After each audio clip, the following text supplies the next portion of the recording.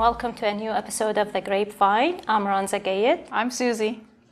Today we prepared a good topic for discussion. Our topic for today is about youth and the relationship between youth and church. And since this channel is youth channel, Coptic youth channel, so we're discussing a very important topic, obviously. And we will start by asking, what do you think about youth here in the United States? I'd like to say this is a great topic, especially for both of us, because I was born in the United States, you were born in Egypt. So we're going to get two different perspectives, and then what's great is we'll talk to youth. But the youth, are you asking me about youth in general or just the Coptic youth? Well, let's do it this way. Let's talk about Coptic youth and then how, in general, youth in the United States, how they affect or how do they influence the youth, the Coptic youth? Because here in the United States, there is obviously so many different cultures, and every culture will usually be like, will behave with the way they learned or from their own country, right. But again, they will be influenced by the American culture. Right. So it does affect us. So we'll look at it from the Coptic perspective, and how does the American culture influence the youth here, the Coptic youth here? That's a really good question. I've served in the middle school, and I serve in the high school now, and I have to say that, I see the young kids definitely coming to church, coming to Sunday school when they're very, very young. And then we start to see it kind of dwindle down in attendance as they get older. When we reach out to them to ask them why they haven't come, a lot of times they'll say, they have a lot of homework, they have a lot of work, and that's why they haven't come. And so, but we do see it dwindling down. And then sometimes by their senior year, we're not seeing them at all. So I don't know if they're really busy or they feel like they've grown out of Sunday school and they don't feel like they'll benefit from Sunday school anymore or benefit from church, because sometimes we don't even see them at the liturgy. But we definitely see that it starts to dwindle down. And from what I've heard from our other host, Mary, who serves with the youth, the college youth, she says that it really dwindles down even more, especially when it comes to conventions and stuff. So that could be the American influence. I grew up in the church, and then as I got to high school, it was the same exact thing for me as well, where my parents would attend church, but I would stay behind sometimes. And then in college, it was even less because you're studying so much for your degree. And then you kind of come back afterwards. But sometimes people don't come back, and they're really, really influenced from the American culture. And either they're leaving the church or something else. I'm not exactly sure. So you're saying either they leave the church completely, or sometimes it's just the fact that between high school to college, they get really busy and they tend to not active in the church as much, and that's because they get busy. It's actually a combination of both. We really cannot say everybody leaves or everybody get influenced, but I guess they do get influenced, but with different percentage, let's put it that way. Yeah. So some get really influenced by the American culture to the point that they really do leave the church. And for different reasons, we would love today, through our discussion, to find out why. And some of them, it's the normal, which is getting busy with the college and school, and more projects, homework, stuff like that, and that makes them be less active in church. Right. Either they're really busy, which is understandable, or they lose interest. So as servants, we definitely want to figure out a way to bring them back, to get that resurgence back into the church before they finish college, but that they're serving in the church and that they're not losing interest in church or in Sunday school or in the youth meetings. Yeah, well, as a servants, we really hope we can do that, but we'll see how it's going to go. What about in Egypt? What's the difference between what I've said, how I grew up here in the United States, and how you grew up in Egypt? What experience did you feel? Well, again, in Egypt, the culture is completely different. So you will behave just like everybody else, and that's your culture. I mean, you're not gonna. In Egypt, everybody is the same, but because whatever anybody else outside the church cannot do, you can't do either. So it's kind of like the same, behave the same way, even though there is different religion in Egypt. But in terms of traditions, it's pretty much the same. Like, for example, obviously in all Middle Eastern culture, boyfriend, girlfriend is no. Smoking, drinking, all these things are no for everybody. So it's kind of, in a way, it's easier. It's not like you're the one who cannot smoke because you're Coptic. Everybody shouldn't smoke. Traditionally that's the norm. Like if you're a teenager, you shouldn't be smoking, drinking, doing boyfriend, girlfriend. Right. So that was in a way easier because you're like everybody else. Right. But in here, obviously, no. I mean, in middle school, you find them drinking, smoking, doing everything. And why wouldn't you be able to do it? Just because of the fact that, okay, we're from the Coptic church, or whether we have Middle Eastern background, which we as adults understand and appreciate and know what's wrong with that. But 13 and 14 years old, doesn't make sense to them. They're like, so what? So these people also go to church. They have culture. Why they have more freedom to do these things and we don't? Right. So are you saying that when they're attending church, they are basically, it's pretty much the same throughout high school and college and everything? They're not really not attending, not necessarily because, the culture, but because they can handle the busyness of their school schedule and come to church? Or is it their parents like, no, you can't stay home, you have to come to church, you have to serve nonstop? And I mean, how is it in Egypt? Do you see that the numbers for attendance in Sunday school or the attendance for attending liturgy, does that dwindle as they get older, or are they still pretty much the same? Probably gets decreased because even in Egypt, like when you go to or in the high school, college level, it gets harder and more studying and so on. So yeah, it depends on you. Like some people, they will still stay active in the church. Some of them maybe will, they're gonna attend less, less of the Sunday school or meetings or so on, just because it's college. It really depends on the situation, but in general, yeah, maybe it decreased a little bit, but overall is nothing that's probably of a concern, at least back in the days when I was in Egypt. I moved to the United States in 1997. I don't know what is it now, but I mean, back in the days, if it was understood, yeah, maybe you have a couple of weeks of midterms and exams and you probably wouldn't be able to go. That was understood. Mm-hmm. Who knows what's going on now? Right. I'd like to know. Okay, so let's take a short break and we'll come back and we'll introduce our guests.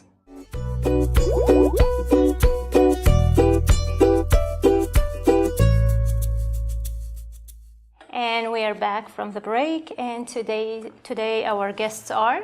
I'm Paul McHale. I'm a college student. I'm Sandy, and I'm a sophomore in high school. I'm Martina, and I'm a sophomore in high school. I am Mina Hanna, and I'm a junior in college. Okay, so let's start. So let me ask them for the first question. Yeah. And obviously you can answer, whoever who feels want to answer it first.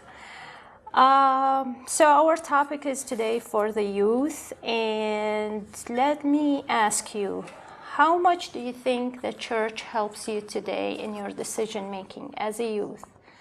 How does it affect you, or how does it affect your decisions in college, in real life, in every aspect? I think that the church provides the youth with a lot of different resources, such as, you have your spiritual father, and you have other youth that are around you, and you have different things that can guide you to make a decision in your everyday life, and different things that you can go back to and for reference. So how does it help, if something is tempting you? Do you think, okay, what did I learn in church? Or is there something inside you that's speaking to you saying, okay, I know I'm not supposed to do that. I know in this country everybody else is doing it, but I know in the end that's not what I've been taught by my parents or by the church or what the Bible says. Does it affect your decision making? And it reminds us of what's right and what's wrong. The church? I think that the Sunday sermons in the Sunday school, it's like a reminder in the back of your head that hey, you're not supposed to do this, or hey, this is not the right thing to do? I believe that decision making would be primarily you have to take the decision yourself. You would just go to the church, you would reference like the father, your father of confession, or your servants for just referencing. But if it gets to the point that please, my father, take this decision for me, tell me which school to go to, or tell me which person to marry, then you're not using the resources in the right way. You're trying to escape the burden of taking the decision yourself. Okay, great. So do you attend youth meeting? The college students? I used to attend a youth meeting on a regular basis. I used to actually be there every week. But my schedule has recently changed a lot, actually, and between school and work, I'm not able to attend youth meeting simply because it falls, my school falls on the same time that youth meeting is. So I have a class, usually youth meeting is Thursday night. I have a class on Thursday nights. And so I'm not able to attend youth meeting. And usually if I don't have class, then I have work. Okay. For me, it's different. I have a little bit more time. I know Paul is very busy with multitude of things. I actually attend 2 youth meetings in 2 different churches because our city has 2 churches that are very close. So I get the benefit of attending 2 youth meetings instead of just 1. That should help in your decision making then. That should double down, like, okay, I learned this and I learned this, so I better not do this. Yes, exactly. All right. And girls, you guys are in my Sunday school class, and do you feel like, do you tune out the lessons or anything, or do you benefit from it at all? Sometimes when it's really interesting, I benefit from it. But when it's not, I just Tune us forget out. it. Right. Thank you for your honesty. Yeah, I try as much as I can to pay attention, but yeah, sometimes I zone out. Right. So let me ask another question. So do you think that today, with all these services and activities that the church do for the youth, do you think, are they trying, is it enough? Does the youth need even more? Or if someone decides, hey, you know what, this is not for me, I don't like to go to the youth meetings, maybe they are boring, or maybe they're just gonna judge me for how I look or what I do, and I just don't want to be there. So do you think really that the church is able to maybe attract those youth back, or is the church doing everything, or there is still, maybe there are some more things that can be done, but it's just maybe let's say not enough servants, let's say it's, the situation is not suitable, but there are some things that can be done by the church or by the servants that would help attract or bring back more youth to the church. What do you think? I believe that the church is doing a decent job at attracting youth, but I think that maybe if we can change the leadership of the youth, instead of an old uncle taking care of the youth or abunas, we should actually give the leadership of the youth meeting to a youth himself, so he's actually more aware of what activities, what topics attracts the youth, and they would be interested to talk about. But if we turn the youth meeting into a second Sunday school lesson, Right. now we're gonna start losing the attendance, and then we come and wonder why the youths are going away from the church. Is because of the system, or how we deal with the youth and the type of leadership that we have in the youth meetings. Okay, so basically you're trying to say if the leaders of the youth meetings are younger in age, that will be more easier to communicate to. Yes, So the exactly. uncles are out of touch. Yeah. Right? Okay, Yes. that makes sense. And that's really good that you're saying that, because it's good for the people who are going to watch, or even the abunas or to hear, or the bishop, know that the youth is looking for someone that's more in touch, not trying to change anything, but more just will make it more interesting, because they'll give topics that affect you today. Exactly. And the Yeah. uncles are not really doing that. No. I don't not know who really. the uncles are in the youth meeting, but I that's mean, good we to know. have so many churches around I here have that no is- idea, or so- just Yeah. But in it's general, good. basically. But I remember feeling that way as well. It's like, oh gosh, he's here again. Because they would take turn every week with another one, and sometimes you'd have someone young giving us a lesson, and then Yeah. sometimes you'd have someone coming from Brooklyn Church giving us a lesson, and he was wonderful, but it's like, oh, how long is this going to be? So we can socialize already, you know? Yeah, exactly. That's true. What do you think, girls? I think we're really blessed that we have a lot of churches at Florida right now. That's true. But I do agree with Mina that maybe like if the we don't attend youth meeting yet, but if like the servants are closer in age to the students or the people who are attending, it will be a little bit easier. Okay.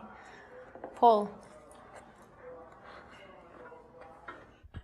The church definitely does more than enough, and with the first priority of the church, caring about her children's salvation, I like to think of the church as our second home and our mother.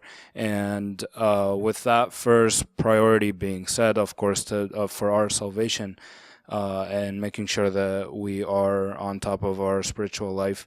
The church does more than enough to keep the youth involved between youth meeting and different conventions with the efforts of His Grace and all the fathers. We plan many different conventions, and every church has its own youth meeting. And that helps also with the newcomers that are coming to explore the church. For example, the youth can always say, come to our youth meeting. We were doing fellowship on Thursday nights or whatever night of the week, and we're gonna spend some time together and discuss some things and have different games or things like that. So it definitely helps, not just with the youth that are in the church already being in touch and connected together, but also with the newcomers. So It are you helps a okay lot. with the uncles as the leaders and the abunas as leading it, or are you also of the same mind where that's not necessarily the best thing for the youth? I mean, are you in agreement with that? Or are you okay with either? Anybody that comes and I'm okay with either, as long as, of course, the leader or the servant has the approval of Abuna, or they were blessed to have that service, then it shouldn't matter. I think whoever is in a leading position, we trust that God is working through them and leading us in a good way, and for that we should have respect as well for whoever is in the leading position. right. So it's not driving the youth. You don't think it should drive the youth away if they're coming to serving, and eventually the elders will have some type of positive effect on the youth that they'll, you can learn from the elders because of their wisdom, and it's God speaking through them. So you're okay with the ages? Yeah, of course, I'm okay with age, and like you said, everybody has something to pitch in, and everybody has different wisdom, especially our elders. But all that matters is that they are leading the service faithfully and successfully, and again, for that, we should respect whoever is in a leading position. I do like hearing the different perspectives. I think they're both great to Yeah. hear it.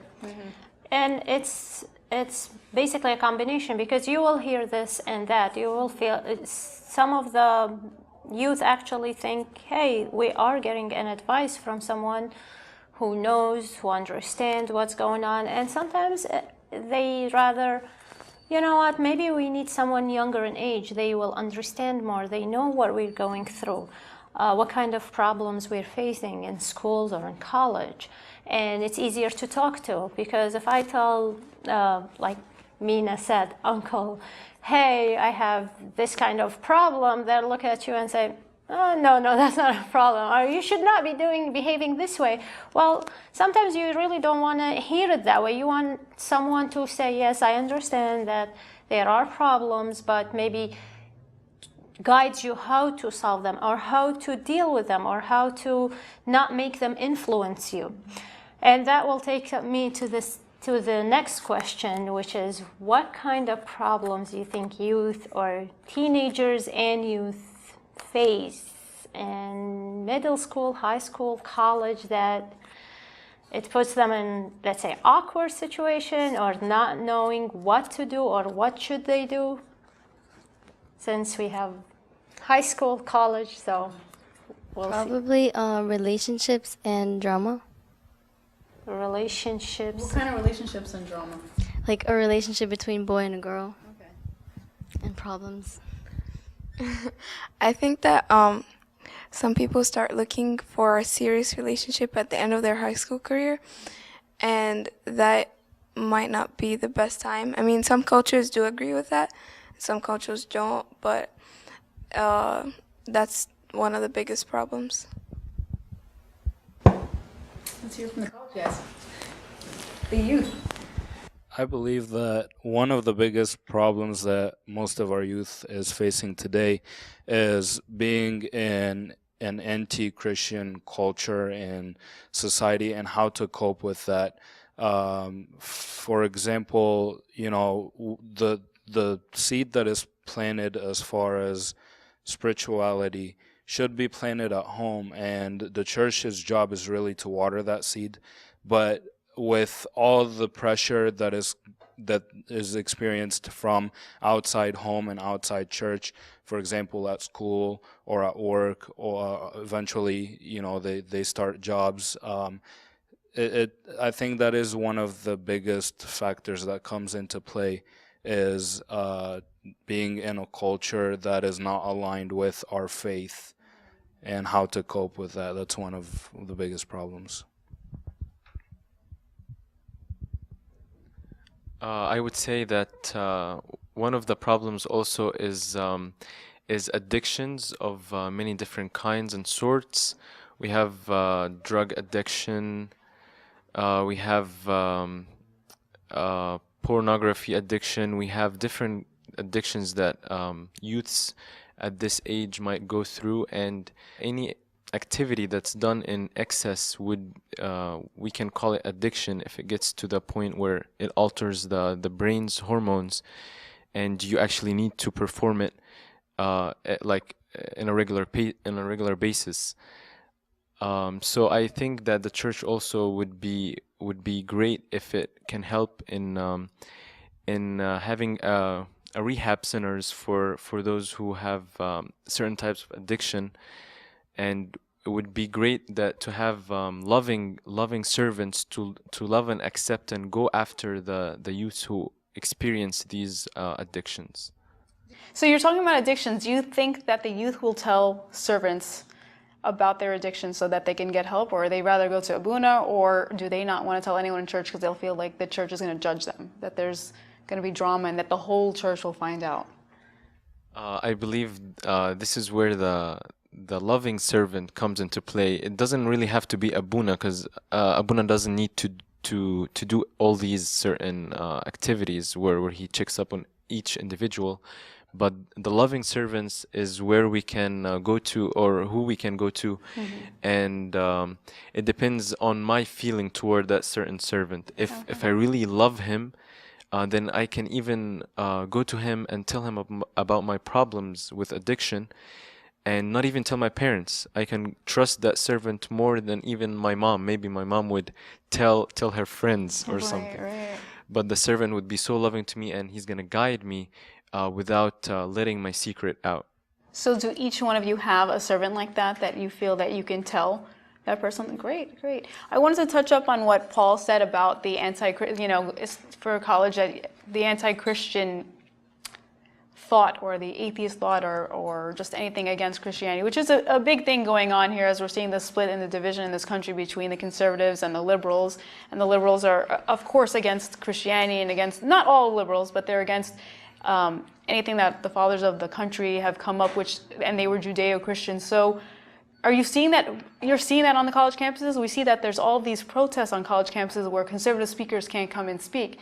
Is that going on in your college as well? Are you seeing the anti-Christian or anti-conservative just going like crazy in your college? Is there a place for free speech? Is there a place for freedom to worship or to have a cross on, or do you find that it's like going to Egypt where it's harder for you to be a Christian?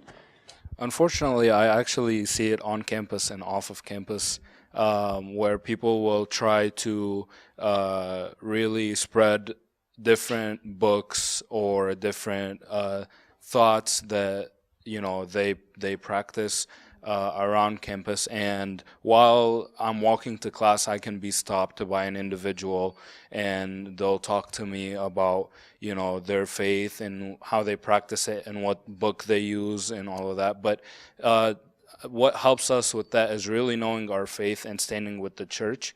And because it could be very easy to fall into a conversation with another individual, and if we really don't know our faith, if we don't know our faith in our church, and we don't know our background, and we're not educated spiritually, we don't have an argument or something to back ourselves up.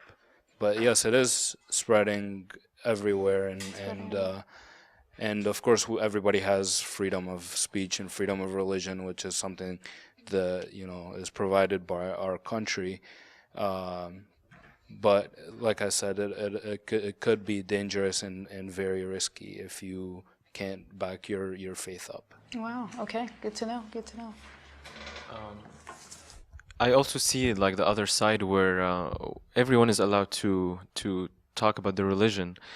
We found some people talking about reincarnation, and they were passing out books, and they came and stopped me, and I was like, no, thank you. I have a religion already, and they were trying to convince me about reincarnation. And likewise, on the other extreme, we found conservatives of the Christian faith, and they were telling everyone, hey, you're going to hell. Repent now. Scaring everyone. Yeah, and of course everyone was it wasn't a message of love like we're used to and seeing in the Coptic church and even other churches. So we have both extremes in UCF in particularly, and of course I assume that this would happen also in different college campuses. Okay. And you girls were talking a little bit about relationships and how that is like the biggest factor, I guess, that's affecting you at this age and for middle schoolers. So what's your way of dealing with it? How do you deal with that? When someone asks you, how come you can't have a boyfriend, or how come your brother or your brother can't have a girlfriend? How do you respond to that? They ask us, like, how many boyfriends have you had? And we're just like, none. And they're like, are you serious? I'm like, I mean, that's my culture. All right. I don't know. It sometimes bothers me that it's like so important to them to have something like that. I mean, at one point, of course, I would like to have something like that, but not right now. All right, we'll let you know next time with our new episode, or the following episode of the Grapevine.